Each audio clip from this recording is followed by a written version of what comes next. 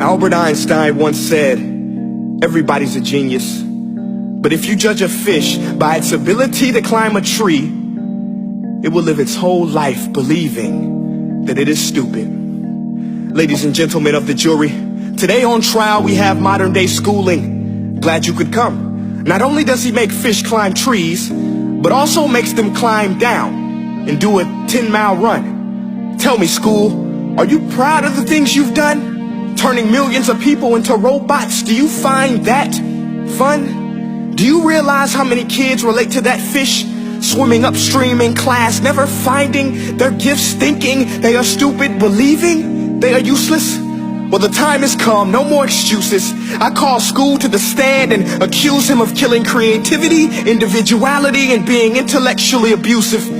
He's an ancient institution that has outlived his usage.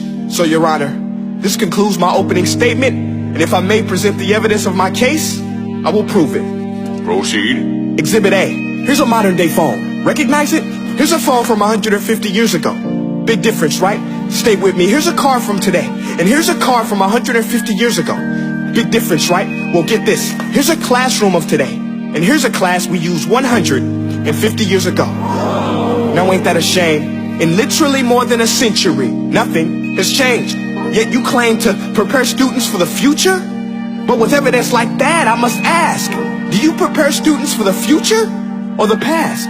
I did a background check on you and let the record show that you were made to train people to work in factories, which explains why you put students in straight rows, nice and neat, tell them sit still, raise your hand if you want to speak, give them a short break to eat, and for 8 hours a day tell them what to think.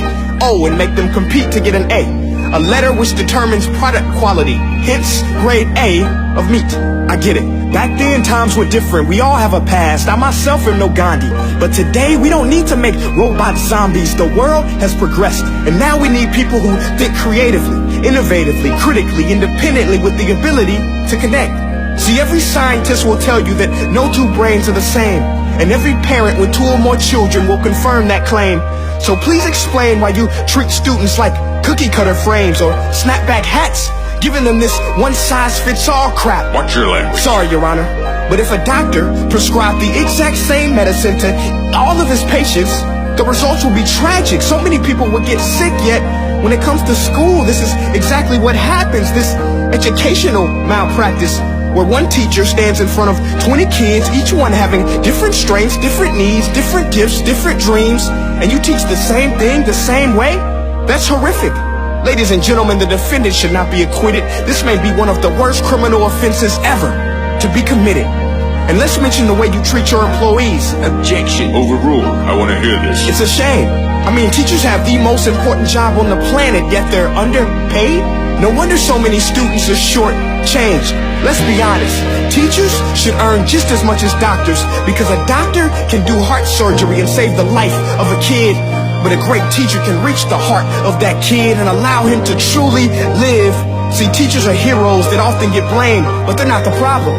They work in a system without many options or rights. Curriculums are created by policymakers, most of which have never taught a day in their life. Just obsessed with standardized tests. They think bubbling in a multiple choice question will determine success. That's outlandish. In fact, these tests are too crude to be used and should be abandoned, but don't take my word for it.